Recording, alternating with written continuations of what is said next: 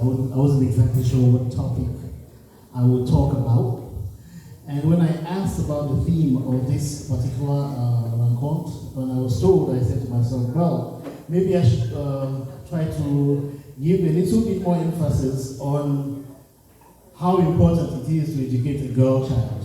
And of course, as was said earlier, it doesn't in any way hint the importance of educating a male child. The truth being that earlier on today, when we were talking about some who had to store information in the brain for everybody, they also referred to male persons in this hall. And when they asked about people who wanted to feel free to donate, it was also referred to a male, correct? Yes. So, girl child represents a very important part of our families and our lives. And when we talk about the girl child, we're talking about young women, we're talking about young girls, and we're talking about not just the fact that she's a girl, but the trials and tribulations that she goes through, and why she goes through those trials, and why she has to go through those trials, what we can do to alleviate her pain. Because at the end of the day, when a woman is able to embrace the power and education that she receives, then she's able to be a major contributor to the family and the community as a whole. So, why are daughters important in the family? Daughters are important because when they are born, they bring joy, they bring love, they bring care to the family. Someone always said to me, it's amazing when I see your father's face when your sister walks in the room. And I asked, so this thing is not the same when I walk through the room. He said, yeah, it's not the same. When he sees his daughter, it's a whole different thing. Especially those first daughters. The first daughters and the last daughters seem to be something very special. So these girls tend to do something that, in certain ways, some of us don't, because men are usually coming with some kind of trouble, right? And you can also experience this during weddings. Parents are not particularly excited when the son is getting married. But when the daughter is getting married, the emotion is very high. Either they are very pissed off because they don't think that the guy who's coming in is good enough, or they are totally elated because maybe it's a friend's son or something. It is completely different. And that is what makes the girl child very particular in your family. Next slide, please. The girl child and her upbringing is very important because it is particularly important for her to have a special relationship with her mother, who in herself, in her own right, is another girl child. If you were to ask any girl, who are top role models, who are the people who she thinks are most important in her life, the first or the second answer would be the mother, not necessarily the father. But what is even painful, more painful, and I experienced this just 3 weeks ago. I was driving around town with my son, just the two of us. And I had the audacity to ask him, so who are your role models? I wanted to have this good conversation. Who are your role models? He named 5. I didn't feature on the list. I did not feature on the list. I was tempted to ask for 5 more, but I wasn't sure. The disappointment would have been too much if he had got to them and I wasn't part of it. Suffice it to say, I told him I wasn't very impressed. But I understood why. The mother is very important in raising the girl child because the girl child looks up to her. She's like an example to the girl child. So when we talk about the education of the girl child, we cannot separate it from the importance of her mother in her life. Next slide. When I decided to do this, I said to myself, how is it best for me to impress upon all of us here that the girl child is important? And I said, well, maybe I should use a lot of illustrations and I should use people that we can relate to. And you see that girl children tend to be caregivers. You can see they're healthcare professionals. And for those of you who are cigarettes in the house, you will recognize the ladies on the slideshow across there. You see Sister Doris. Look the slide before, please. The slide before. Sister Doris Kama Folemo. You see Sister Stella Chungong, Dora, Lania, those are all doctors, and they are second graduates. Next slide. On the left, you see Sister Lilian Wamboa, Sister Esther Achua Guan, and Sister Stella Migwe, who are all doctors, and they are second graduates. And girl children grow up to be educators. 70% of my teachers were women. 70% of my teachers, from primary school through high school, were women. Headmistress of primary school was Egbert's mother. Headmistress of nursery school, Ms. Tamen. I had a bunch of singers in school, my teachers, and they called me and College Bilang. You also have entrepreneurs who are also from Sacred Baptist College. There, Sister Rosa Bagma, you see Sister Beatrice Tayi, and right here in Charlotte, there's Laura Floyd. Next slide, please. They're engineers. Miss Wyndham, her mother is a secretary as well. She's the first Cambodian aerospace engineer. Next slide. They are book writers. Mr. Ball has a couple of books. That's a part of the Okomifi Book Club. Next slide. And you have curators, Miss Quetta. I remember, I think she grew up in Canada. But she also grew up to be a curator, and she works out of Chicago, I think. You have legal minds, Sister Florence Chu, Branson, and Sister Vera Kwate Gasa, who was a Supreme Court judge. When she was appointed Supreme Court Justice, I called her and said, do people really know you? Do they know who you are? Because she is quite an amazing person, very funny, very enlightening, very smart, and a mover and a shaker. Next slide, please. We also have political activists. We have Sister Kawana. We have Maximilian Chantal Mombe. And you couldn't miss the lady at the bottom there is Winnie Mandela, right? And of course, political leaders. That's the first democratically elected female president in Africa, former president of Liberia, Ms. Shirley Johnson. Having seen this, you see the impact that the girl child can have on the society, or the community, or the family. If we consider the fact that over 60% of the world population is female, it's absolutely important that we should put a premium on education of the girl child.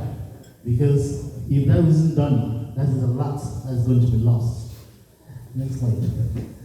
The education of the girl child has many challenges, but also has many benefits. Because when the child is well educated, the girl child for that matter, then the challenges that they have in life are less.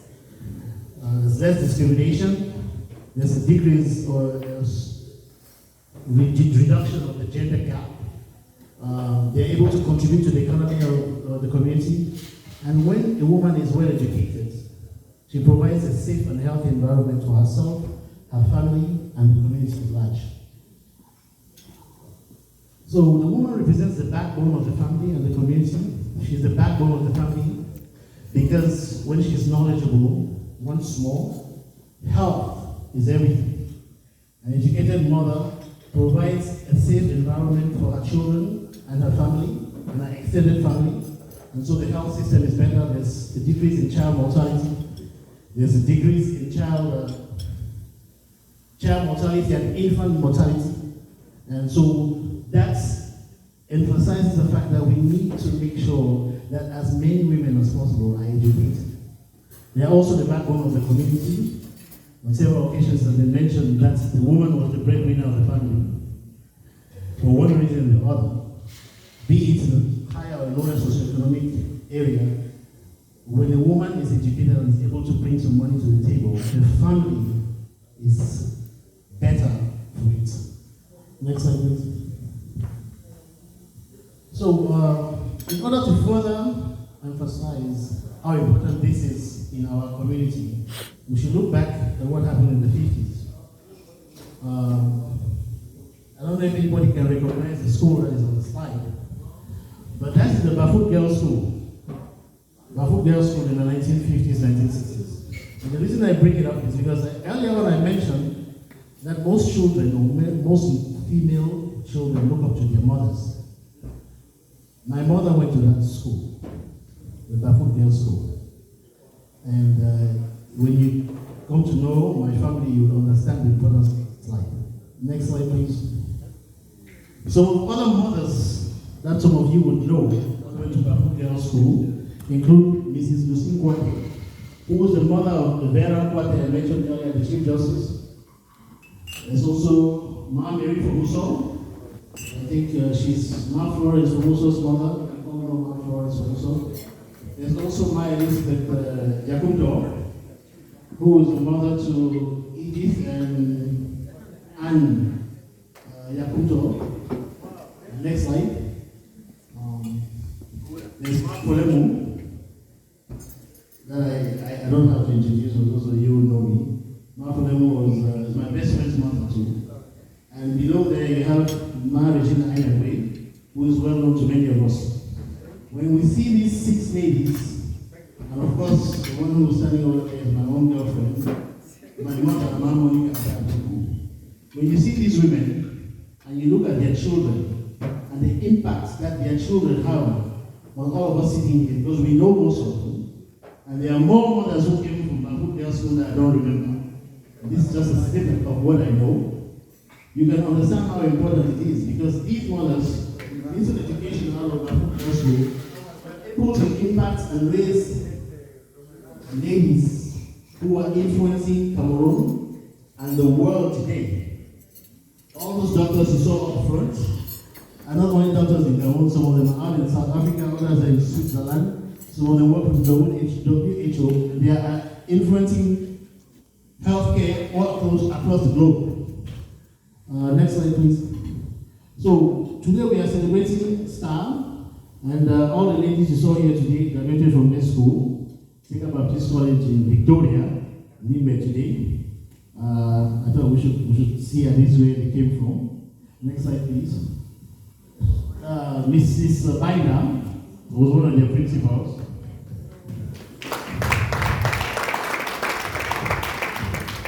I met her maybe once or twice, but I heard a lot about her because she was their principal. And then the next slide is a list of the former principals that were at Seka Baptist College. And the only reason I have this slide up is because as a child, I always heard about Baba and Bahadi, and I never knew who these people were. And so I finally got the slide and I saw Baba over there. The second from the left, on the second row, and Bahadi is the one in the middle of the classes. I said, oh, yeah, these are the people they used to talk about. Next slide, please. Now, when we talk about the education of the girl child, I wouldn't leave Seka Baptist College without fronting my 2 sisters, Jessie on the left and Barbara on the right.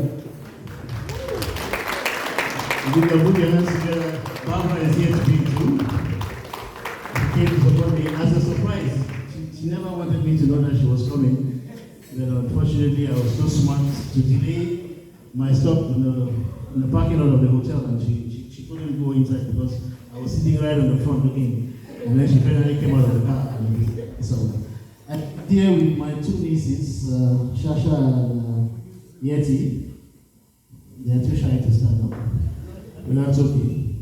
We cannot talk about Seka Baptist College and education of the female child or the girl child without also referring to other schools in Cameroon who are concentrating on educating women. And one of them would be Our Lady of Lords College in Margaret, and the Queen of Rosary College in Okoyo. And at a personal level, next slide, the reason why I brought up Lords is because my niece also went to Lords, and if I didn't say anything, I wouldn't know where to sleep when I go back home. Next slide.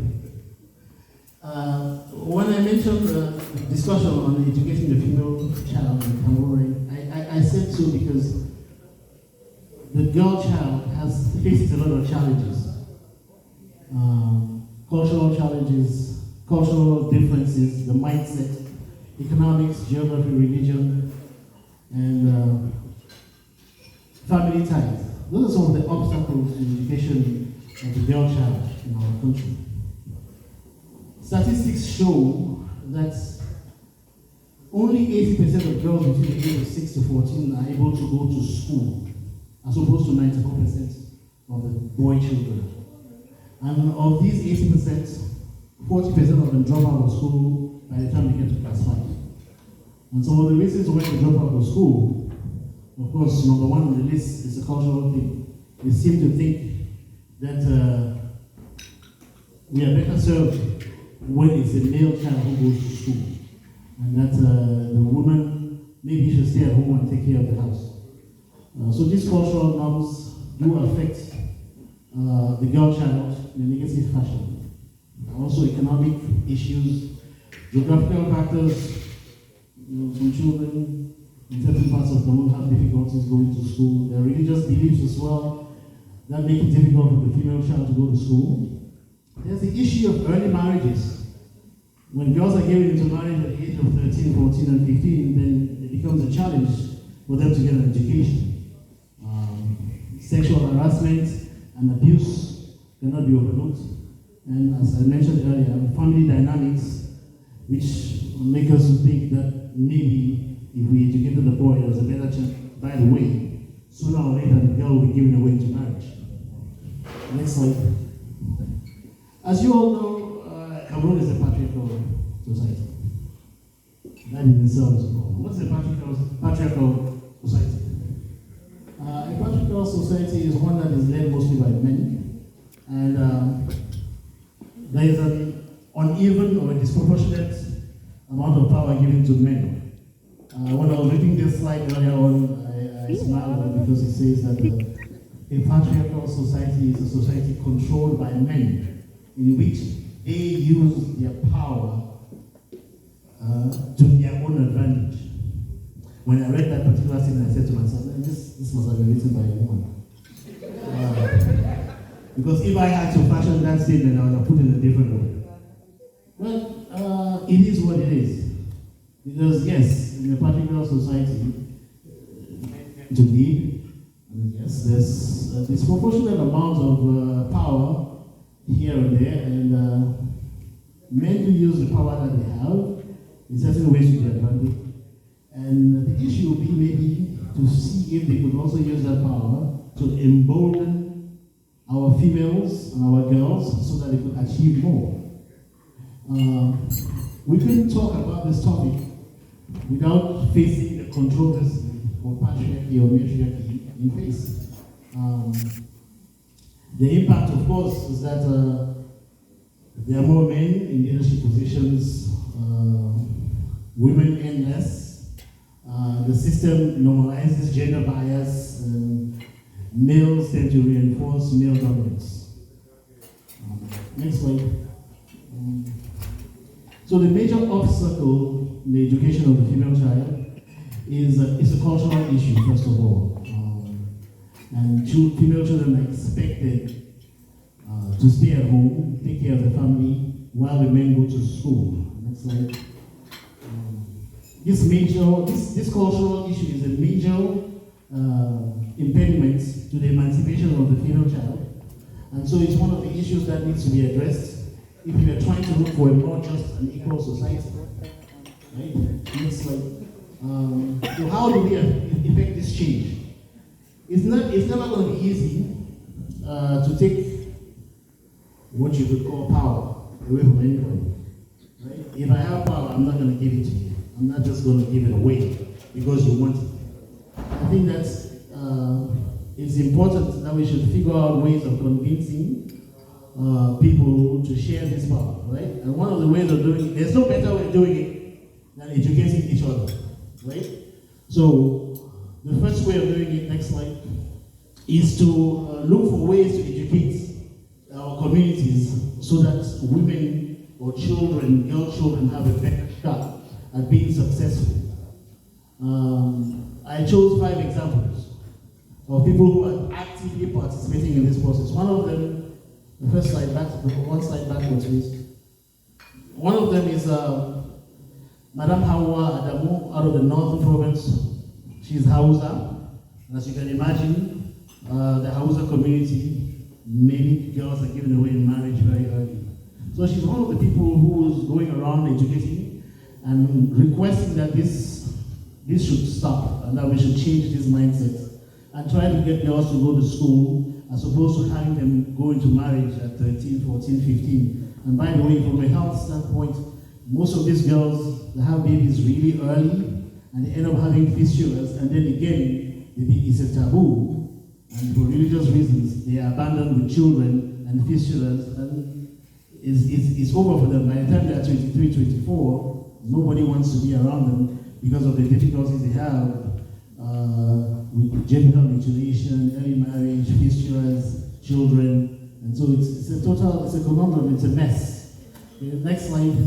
You also have people like Maros Leke, who is a professor emeritus in immunology, and who has done a lot of work with regards to gender equality. When we see a woman in this position, a scientist well respected around the world, who is able to empower all women, it leads us to believe that there is a chance for the girl child, and it convinces more men, people of different genders, so that they could also be accepting of the fact that women are able, very capable of doing the things that we need in our community and help in being the backbone of the community. Next slide. Looking at the younger generation, you have people like Ms. Francis Ndaxi, who is an engineer, and she has gone out of her way to create a platform where she showcases the work of several Cameroonian girls, especially in the technology field. And so men are more accepting of them. Imagine that she was the only engineer in an aluminum factory that employed 500 people. And if she's able to show the limelight and share the limelight with other women, it enhances their chances of being more successful in the community. Next slide, please. We have Ms. Jeanette Fofan as well. She's also in computer sciences and robotics, and she teaches this kind of sciences to many youths in Cameroon.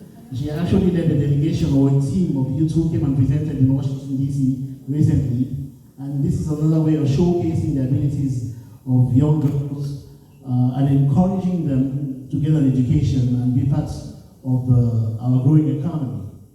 Last but not the least, you have Ms. Leila Kiga, who took a cue from her grandmother. And she encourages agriculture, and she brings together these women, collects the produce, and is able to sell them along with these women in a more economically beneficial fashion, and so that they can use this money to educate their own children as well.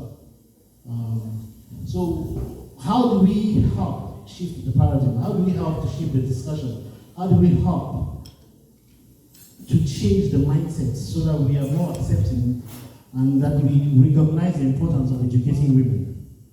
Next slide. One way we can do this is by education, right? It is actually the key. We have to make men part of the solution. We cannot just sit back and always talk about the girl child, the girl child, the girl child. Because at some point, just being honest, after a while the men close the ears, don't want to listen to it. We have to educate men, we have to show them the value of educating women.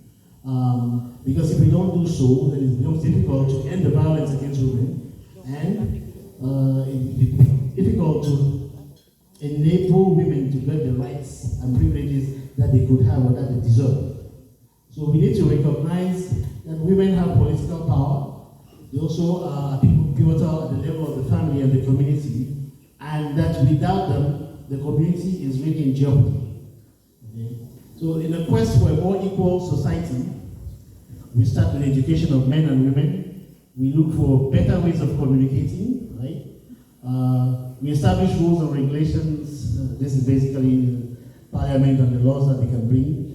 And then we look for women, emergent women who can command the respect of other people, command the admiration of men, to stand as examples so that everybody can sit up and say, hey, what are we doing? For how long will we continue putting these people on the sideline? They have value and they have a lot to bring to the table. So I also thought, let me look around and see who are some of these women who, at a personal level, have impressed me and say, hey, these people could lead the race in this endeavor. And I look back, some of them are not with us anymore. The black and white picture over there, I don't know if you can recognize that. Anybody can recognize that person in the black and white picture? Yes, that's Mahamuna. That's Mahamuna's wife. Most of us only heard about Mahamuna. That's his wife. And for those who don't know, that was a very powerful woman. Mahamuna, my Elizabeth woman. Very powerful in many ways. And she was a political juggernaut, for those who don't know. And on the right there you have Madame Germaine Aijo, another very powerful person who was very supportive of her husband in accomplishing what he accomplished. Whether you consider it positive or negative is a conversation for another day. Next slide, please. You have political figures. There's Ma Dorothy Njoma, best known to all of us as the former Minister of Education. You have Madame Delphine Changa, who was the first woman to be named minister in Cameroon. She was the Minister of Social Affairs. Next slide. You have Mrs. Elizabeth Bonny, Miss Gwendolyn Bonny. Does anybody know Mr. Bonny? Only the people in Lipe know Mr. Bonny.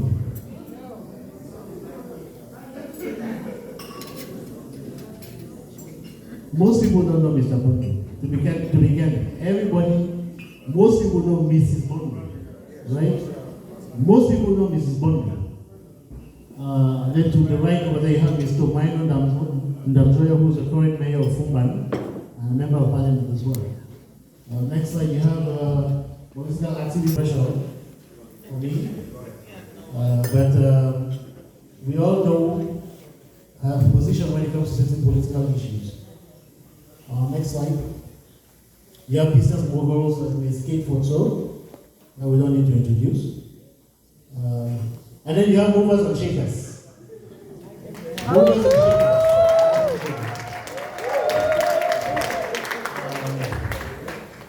That is Mrs. Egbe Niwan Mojibo. The name of the event. I would say, Tiffany called me and I had to rush over here to deliver this speech. There's no way I would say that's only because of Tiffany, because as a matter of fact, an order came from Sister Ibe. She called me and said, what are you doing on this weekend? You need to come to Charlotte. And I said, yes, I'm going to come. I didn't even know why. And then afterwards he said, oh, by the way, you're going to have to speak. I said, oh, that's very serious. And I had to spend a lot of time preparing for this speech. If I tell you the story of how I prepared for this, you wouldn't believe.